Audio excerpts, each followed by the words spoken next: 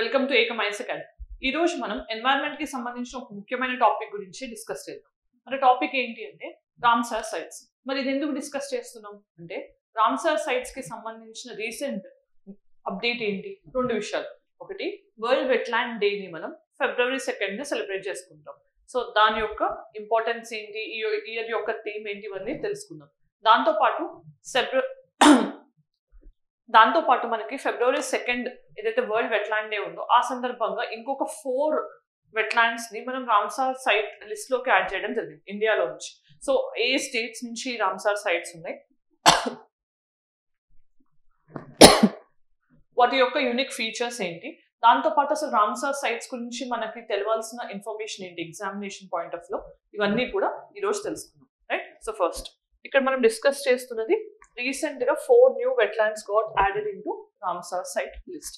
మరి అది ఎందుకు యాడ్ చేయాల్సి వచ్చింది అని అంటే February 2nd ని మనం వరల్డ్ వెట్లాండ్ డే గా సెలబ్రేట్ చేసుకుంటాం. Right. So world wetland day కాబట్టి ఆ రోజు మనం పురస్కరించుకోవడానికి 4 వెట్లాండ్స్ ని యాడ్ చేయడం జరిగింది. ఓకే. సో మరి 4 వెట్లాండ్స్ అంటే టోటల్ గా ఇప్పుడు ఎన్ని వెట్లాండ్స్ అయ్యాయి? మనకి 89 వెట్లాండ్స్ అవ్వడం జరిగింది టోటల్ గా ఇండియాలో. రైట్. మరి ఈ February 2nd మనం Ramsar or world wetland day ఎందుకు డెసిగ్నేట్ చేసుకున్నాము అని అంటే ఈ రోజు రామ్సార్ కన్వెన్షన్ అనేది అడాప్ట్ చేసుకున్నాం. ఎప్పుడు? 1971 లో. సో రామ్సార్ కన్వెన్షన్ అనేది మనం మెయిన్ గా గుర్తుపెట్టుకోవాల్సింది conservation and wise use of wetlands కోసం మనం డెడికేటెడ్ గా కన్వెన్షన్ ఒకటి సైన్ చేసుకున్నామంటే రామ్సార్ కన్వెన్షన్. మరి రామ్సార్ అనేది ఇరాన్ లోనే ఒక సిటీ. మరి ఇది ఏ నది ఒడ్డున ఉంది? సో మనకు అది తెలిస్తే ఆన్సర్ కామెంట్ సెక్షన్ లో చెప్పండి. రైట్.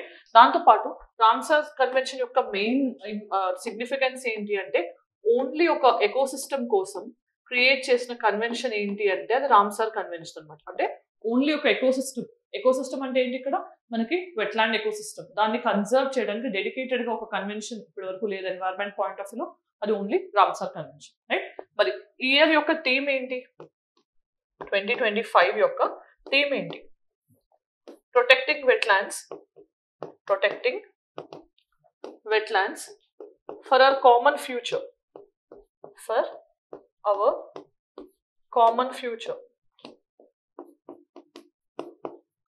సో ఇది ఈ ఇయర్ వెట్లాండ్ డే కి సంబంధించిన థీమ్ అన్నమాట. రైట్. సో మరి విశేషాలు తెలుసుకున్నాం కదా. ఇప్పుడు ఇంకొన్ని ఇన్ఫర్మేషన్ అండ్ ఫ్యాక్ట్స్ మీరు తెలుసుకోవాల్సింది ఏంటి ఎగ్జామినేషన్ పాయింట్ ఆఫ్ వ్యూ తెలుసుకున్నాం. మరి ఇప్పుడు రామ్సార్ లిస్ట్ లో మనకి 89 రామ్సార్ సైట్స్ ఉన్నాయి అనుకున్నాం కదా. మరి దానికి సంబంధించిన స్టేట్స్ వైజ్ రామ్సార్ సైట్స్ చూస్తే ఏ స్టేట్స్ లో ఎక్కువ రామ్సార్ సైట్స్ ఉన్నాయి ఇండియన్ స్టేట్స్ లో అంటే ఫస్ట్ ఈ రివిజన్ తర్వాత అంటే February 2025 లో ఎడిషన్ ఏదైతే జరిగిందో దాని తర్వాత Tamil Nadu is at the top. 20 Ramsar sites తమిళనాడులో ఉంది. రైట్. దాని తర్వాత సెకండ్ ప్లేస్ లో మనకి యూపీ ఉంది with 10 Ramsar sites. Okay. And ఈ రీసెంట్ ఎడిషన్ తో ఏమైంది ఇంట్రెస్టింగ్ గా 2 స్టేట్స్, ఒకటి సిక్కిం, ఇంకొకటి జార్ఖండ్, ఈ 2 స్టేట్స్ నుంచి కూడా ఫస్ట్ టైం రామ్సార్ సైట్స్ అనేవి డిసిగ్నేట్ అయ్యాయి. రైట్. మరి ఆ 2 రామ్సార్ సైట్స్ ఏంటి అంటే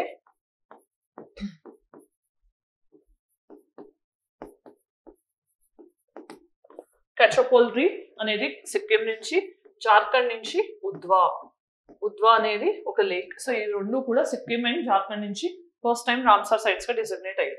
మరి ఇండియా గ్లోబల్ గా రామ్సార్ సైట్ లిస్ట్ చూస్తే ఎన్నో ప్లేస్ లో ఉంది అని అంటే గ్లోబల్ గా చూస్తే కనుక 3rd పొజిషన్ లో ఉంది. మరి ఫస్ట్ 2 లో ఉన్న వాళ్ళు ఎవరు అని అంటే గ్లోబల్ గా 89 రామ్సార్ సైట్స్ తో 3rd పొజిషన్ లో ఇండియా ఉంది. ఫస్ట్ పొజిషన్ లో యూకే 170+ ఉన్నాయి. సెకండ్ పొజిషన్ లో మెక్సికో 144 అలా ఉన్నాయి. సో ఈ 2 కూడా టాప్ 2 స్టేట్స్. టాప్ 3 లో మరి ఇండియా కూడా ఉంది. మరి ఇండియా విషయానికి వస్తే హైయెస్ట్ రామ్సార్ సైట్స్ ఏషియాలో కలిగి ఉన్న దేశంగా ఇక్కడ మనకి సెకండ్ పొజిషన్ తర్వాత 3rd లో మనం ఉన్నాము. అండ్ ఏషియాలో ఇంకే కంట్రీ టాప్ 2 లో లేదు అని అంటే మనం హైయెస్ట్ ఇన్ ఏషియా కాబట్టి టోటల్ గా 89 రామ్సార్ సైట్స్ తో ఇండియా హైయెస్ట్ పొజిషన్ లో ఉంది. రైట్. దెన్ మరి largest Ramsar sites, smallest Ramsar sites ఏంటి ఇండియా పాయింట్ ఆఫ్ వ్యూ చూస్తే Sundarbans in West Bengal. Right. Sundarbans in West Bengal అనేది మనకి లార్జెస్ట్ రామ్సార్ సైట్. మరి స్మాలెస్ట్ రామ్సార్ సైట్ విషయానికి వచ్చేసరికి రేణుకా అనేది మనకి హిమాచల్ ప్రదేశ్ లో ఉంది. అది స్మాలెస్ట్ రామ్సార్ సైట్ అనమాట. మరి ఫస్ట్ రామ్సార్ సైట్ ఎప్పుడు డెసిగ్నేట్ అయింది ఇండియాలో అంటే 1981. రిమెంబర్ మనం 1971లో రామ్సార్ కన్వెన్షన్ ని సైన్ చేసినా కూడా ఇండియా 1981-82 టైం నుంచే మనకి పార్టీగా ఉంది రామ్సార్ కన్వెన్షన్, రైట్. మరి ఫస్ట్ ఏంటి అంటే చిలికా లేక్, ఇది ఒడిస్సాలో ఉంది మనకు తెలిసిందే, సాల్ట్ లేక్. దాని తర్వాత కిలాదేవ్ గన, ఓకే, ఇది రాజస్థాన్ లో ఉన్న నేషనల్ పార్క్. ఇది కూడా మనకి ఫస్ట్ టైం డిజిగ్నేట్ అయిన రామ్సార్ సైట్స్, రెండు కూడా ఇండియాలో, ఒకటి ఒడిస్సా అండ్ ఒకటి రాజస్థాన్ నుంచి. ఇవి రెస్పెక్టివ్ లార్జెస్ట్ అండ్ స్మాలెస్ట్. ఇవన్నీ కూడా మీరు ఇన్ఫర్మేషన్ ఎగ్జామినేషన్ పాయింట్ ఆఫ్ లో తెలుసుకోవాలి. దెన్ అసలు వెట్లాండ్స్ అంటే ఏంటి? So wetland definition Ramsar convention ఏం చెప్తుంది అంటే ఏరియాస్ ఆఫ్ మార్ష్, మార్ష్ అంటే తడిగా చిత్తడి నీళ్ళు అనమాట, fen, peat lands, water whether natural or artificial. ఇక్కడ మనం ఈ టర్మ్స్ గుర్తుపెట్టుకోవాలి. సో మనకి ఏవైతే కొంచెం తడిగా ఉంది, పీట్ ల్యాండ్స్ లాగా ఉంటాయి, వాటిని మనం జనరల్ గా వెట్లాండ్ కేటగరైజేషన్ చేయొచ్చు. కానీ కొన్ని కండిషన్స్ ఏంటవి, న్యాచురల్ అయినా అయి ఉండొచ్చు ఆర్ ఆర్టిఫిషియల్ అయినా అయి ఉండొచ్చు. For example man made reservoir వల్ల ఏదైనా లేక్ క్రియేట్ అయింది అనుకోండి, అది బయోడైవర్సిటీని సపోర్ట్ చేస్తూ కొన్ని క్రైటీరియాస్ మీట్ అయితే కనుక దాన్ని కూడా వెట్లాండ్ గా డిసిగ్నేట్ చేయొచ్చు. Natural or artificial, temporary or permanent, అది పర్మనెంట్ గా ఉండొచ్చు, టెంపరరీగా ఉండొచ్చు. At the same time it can be static or flowing, అంటే ఒక లేక్ లాగా ఉండొచ్చు, లేదంటే ఒక లేక్ రివర్ లో జాయిన్ అయ్యేటట్టు అలా కూడా అయి ఉండొచ్చు. లేదంటే ఫ్రెష్ అవ్వచ్చు, అంటే వాటర్ ఎప్పుడైతే మనకి 35 ppm కంటే తక్కువ ఉంటుందో సరే దాన్ని మనం ఫ్రెష్ వాటర్ అంటాం. 35 ppm అంటే బ్రాకిష్ అంటాం, అంతకంటే ఎక్కువ ఉంటే సాల్ట్ వాటర్ అంటాం. సో వీటిలో ఏదైనా సంబంధించింది మనకి వెట్లాండ్ గా డెసిగ్నేట్ చేయొచ్చు. అండ్ మోస్ట్ ఇంపార్టెంట్ కండిషన్ ఏంటి, మనకి వీటిలో వాటర్ లెవెల్ అనేది, డెప్త్ అనేది ఎప్పుడు కూడా 6 meters దాటి ఉండకూడదు, రైట్. సో వాటిని మాత్రమే వెట్లాండ్స్ అంటాం. మరి వెట్లాండ్స్ అనేది దేనికి బెస్ట్ ఎగ్జాంపుల్, ఎకోటోన్ అనే దానికి బెస్ట్ ఎగ్జాంపుల్. ఎకోటోన్ అనేది జనరల్ గా మనం ఎన్వైరన్మెంట్ పాయింట్ ఆఫ్ వ్యూ వినే కాన్సెప్ట్. మరి ఇది ఏంటి అంటే ఒక ట్రాన్సిషన్ జోన్, రెండు ఎక్వాటిక్ ఫర్ ఎగ్జాంపుల్ రెండు ఎకోసిస్టమ్స్ మధ్యలో ఉండే ట్రాన్సిషన్ జోన్ ఏమంటాం, ఎకోటోన్ అంటాం. ఓకే, అంటే ఫర్ ఎగ్జాంపుల్ ఇక్కడ 2 ఎకోసిస్టమ్స్ ఏంటి, ఒకటేమో ఫ్రెష్ వాటర్ ఎకోసిస్టమ్స్ అంటే రివర్స్ కానీ మనకి లేక్స్ కానీ అలాంటివి, వాటితో పాటు మనకి బ్రాకిష్ ఆర్ ఎక్వాటిక్ అనమాట. సో ఎక్వాటిక్ ఎకోసిస్టమ్స్ కి, ఫ్రెష్ వాటర్ ఎకోసిస్టమ్స్ కి ఫర్ ఎగ్జాంపుల్ మనకి ఇలా ఉండే వాటిని ఎకోటోన్స్ అంటాం. వీటికి మధ్యలో ట్రాన్సిషన్ జోన్ అనేది ఇవి మనకి వెట్లాండ్స్, రైట్. దెన్ మరి క్రైటీరియా ఫర్ డెసిగ్నేషన్ ఏంటి, రామ్సార్ సైట్స్ గా డెసిగ్నేట్ అవ్వాలి అంటే కొన్ని క్రైటీరియాస్ మీట్ అవ్వాలి. దాంట్లో ఒకటి ఫస్ట్ చూస్తే rare and unique natural wetland అయి ఉండాలి, రైట్. దెన్ తర్వాత ఎండేంజర్డ్ స్పీసీస్ కానీ థ్రెటెండ్ స్పీసీస్ కానీ అక్కడ హ్యాబిటాట్ గా ఉండాలి. దెన్ బయోడైవర్సిటీని కలిగి ఉండాలి. దెన్ రెఫ్యూజ్ అనేది అంటే మనకి ఏదైనా క్లైమేటిక్ కండిషన్స్ రివర్స్ అయినప్పుడు మనకి అక్కడ రెఫ్యూజ్ అనేది ఉండాలి. దాంతో పాటు almost 2000 or more water birds, water fowls అంటాం కదా, వాటర్ బర్డ్స్ అనే వాటిని అది హోస్ట్ చేస్తూ ఉండాలి. అలానే మినిమం 1% ఆఫ్ ద పాపులేషన్ ఆ సింగిల్ వాటర్ బర్డ్ స్పీసీస్ మీద డిపెండ్ అయి ఉండాలి. అలానే 1% of the population of water birds అక్కడ సస్టైన్ అవ్వాలి. Then critical source of food అయి ఉండాలి, మైగ్రేషన్ ప్యాటర్న్స్ ఫిష్ కి కానీ. And 1% of population of non avian అంటే ఏవైతే ఫ్లై అవ్వని వెట్లాండ్ బర్డ్స్ ఉంటాయో ఆ అనిమల్స్ ఉంటాయో వాటికి కూడా అది హ్యాబిటాట్ అయి ఉండాలి. సో ఇలా ఈ క్రైటీరియాస్ ని మీట్ అయితే కనుక దాన్ని మనం రామ్సార్ సైట్ కింద డెసిగ్నేట్ చేయొచ్చు వెట్లాండ్ గా, రైట్. దెన్ మరి లాస్ ఏంటి, ఇండియాలో వెట్లాండ్ కన్జర్వేషన్ కి యూజ్ అవుతున్న లాస్ ఆర్ లెజిస్లేషన్స్ ఏంటి అంటే Indian forest act. Okay, so Indian forest acts మనకు 1927లో కానీ, తర్వాత మనకు తీసుకొచ్చిన యాక్ట్స్ కానీ, తర్వాత ఫారెస్ట్ కన్జర్వేషన్ యాక్ట్ 1980 కూడా మనకి ఈ విషయంలో హెల్ప్ చేస్తుంది. తర్వాత environment protection act of 1986, right. ఇది కాంప్రహెన్సివ్ గా మనం తీసుకొచ్చింది ఎన్వైరన్మెంట్ కన్జర్వేషన్ కి. Then world life protection act 1972. So మనకి ఇలా డిఫరెంట్ లెజిస్లేషన్స్ అనేవి మనకి డెడికేటెడ్ గా రామ్సార్ సైట్స్ ని కన్జర్వ్ చేయడానికి హెల్ప్ చేస్తుంది. Then significance of wetlands, wetlands యొక్క ఇంపార్టెన్స్ ఏంటి, ఇవి సోర్స్ ఆఫ్ వాటర్. సో మనకి రెయిన్ వాటర్ ఏదైతే ఉంటుందో రెయిన్ వాటర్ ని క్యాప్చర్ చేసి మనకి కావాల్సిన సిచ్యువేషన్స్ ఆఫ్ స్పాంజ్ లాగా కొంచెం కొంచెం రిలీజ్ చేయడం వల్ల ground water recharge point of లో హెల్ప్ చేస్తాయి. And flood and Storm buffers, ఎప్పుడైతే ఫ్లడ్స్ ఎక్కువ అంటే ఎక్కువ వాటర్ ఉన్నప్పుడు ఫ్లడ్స్ అంటాం కదా, సో అలాంటి వాటర్ ని అవి అబ్జార్బ్ చేసుకుని స్లోగా రిలీజ్ చేయడం వల్ల ఏమవుతుంది మనకి ఒక బఫర్ లాగా అవి సర్వ్ చేస్తాయి. వాటితో పాటు water purification, so heavy metals ని కానీ టాక్సిన్స్ ని కానీ రిమూవ్ చేసి వాటర్ లో న్యూట్రియంట్ సైక్లింగ్ అనేది చేస్తాయి. అలానే habitat for migratory birds, so మనకు తెలిసిందే కొన్ని బర్డ్స్ వింటర్స్ ని తప్పించుకోవడానికి సమ్మర్స్ ని తప్పించుకోవడానికి కొన్నిసార్లు మైగ్రేట్ అవుతూ వస్తాయి. సో అలా దానికోసం మనకు డెడికేటెడ్ గా ఉన్న కన్వెన్షన్ ఏంటి, కన్వెన్షన్ ఆన్ మైగ్రేటరీ స్పీసీస్, దీన్ని ఏమంటాం బాన్ కన్వెన్షన్ అని కూడా అంటాం. సో దీనికి సంబంధించిన మీటింగ్ అనేది ఎప్పుడైనా ఇండియాలో జరిగిందా, తెలిస్తే ఆన్సర్ కామెంట్ సెక్షన్ చెప్పండి. రైట్. దెన్ ఈ మైగ్రేటరీ బర్డ్స్ కి హ్యాబిటాట్ గా ఉండాలి. అండ్ దెన్ బయోడైవర్సిటీ హాట్స్పాట్ కూడా ఇది one of the significant factor అనమాట. ఇలా మనకి ఇవన్నీ క్రైటీరియాస్ అన్ని ఫీచర్స్ కూడా మనకి వెట్లాండ్స్ అనేవి సపోర్ట్ చేస్తాయి. దెన్ మరి రామ్సార్ కన్వెన్షన్ అనేది ఏంటి? సో రామ్సార్ కన్వెన్షన్ అనేది ఇంటర్నేషనల్ గా మనం వైజ్ యూజ్ ఆఫ్ వెట్లాండ్స్ కోసం సైన్ చేసిన కన్వెన్షన్ అనమాట. సో ఇది ఎప్పుడు అమల్లోకి వచ్చింది? 2nd ఫిబ్రవరి. సో ఇది ఇరాన్ లో ఉన్న ఒక సిటీ, అక్కడ సైన్ చేయడం వల్ల ఇది అమల్లోకి వచ్చింది. రైట్. మరి రామ్సార్ కన్వెన్షన్ కింద ఏంటి?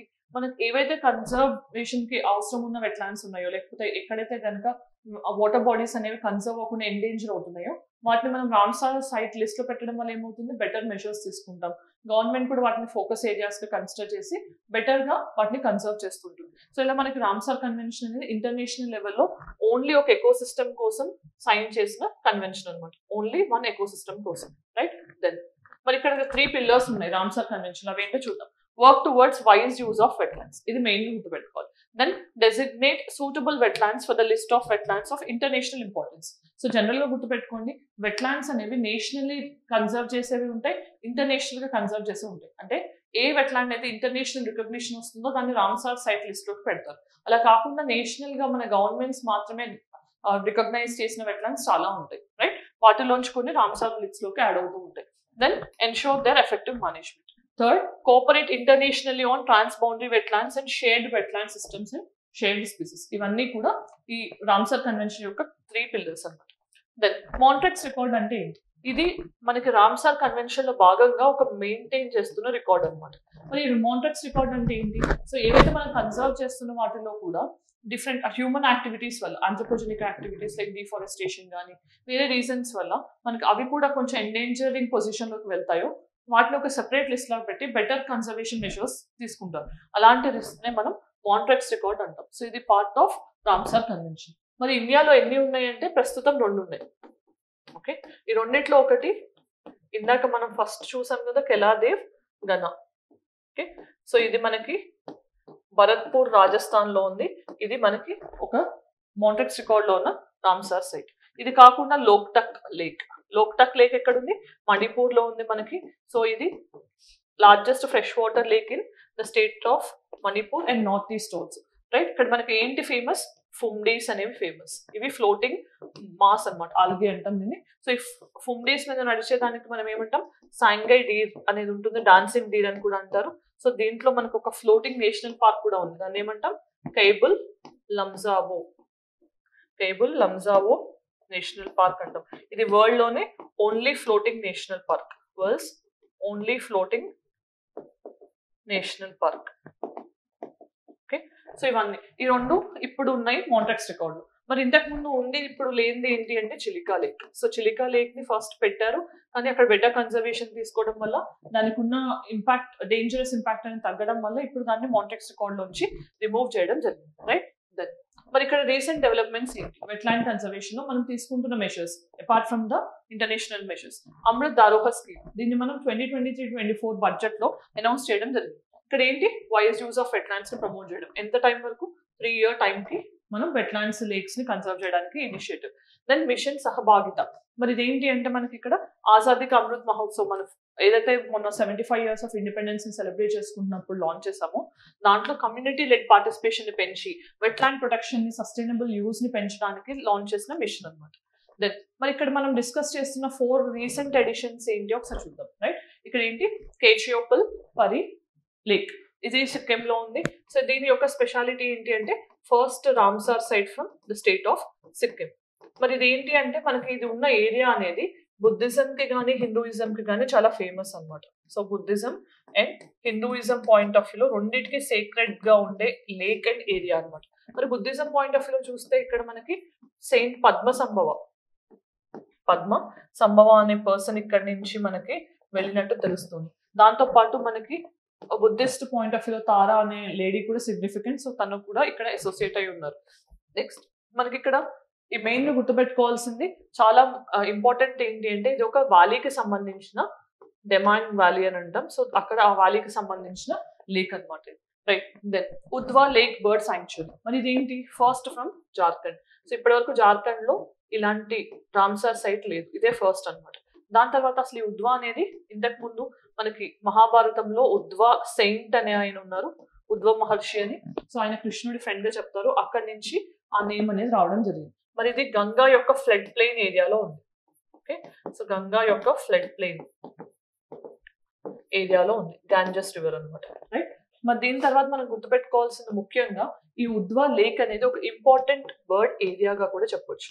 ఇంపార్టెంట్ బర్డ్ ఏరియా అంటే చాలా బర్డ్స్ ని హోస్ట్ చేస్తున్న ఏరియా. దాన్ని ఎన్వైరన్మెంటల్ కన్జర్వేషన్ తో పాటు బయోడైవర్సిటీ పాయింట్ ఆఫ్ లో కూడా కన్జర్వ్ చేయాల్సిన అవసరం ఉంది. దెన్ సక్కర కొట్టాయి బర్డ్ సాంక్చురీ, మరి ఇది ఎక్కడి నుంచి? తమిళనాడు నుంచి. ఇప్పుడు ఉన్న 4 లో మనకి 2, ఒకటి సిక్కిం, ఒకటి జార్ఖండ్ నుంచి, అండ్ 2 తమిళనాడు నుంచి అనమాట, రైట్. గుర్తుపెట్టుకోండి, ఒకటి సిక్కిం, ఒకటి జార్ఖండ్, ఈ 2 కూడా ఫస్ట్ అనమాట ఫ్రమ్ దీ స్టేట్స్. మరి సక్కర కొట్టాయి బర్డ్ సాంక్చురీ అనేది తమిళనాడులో.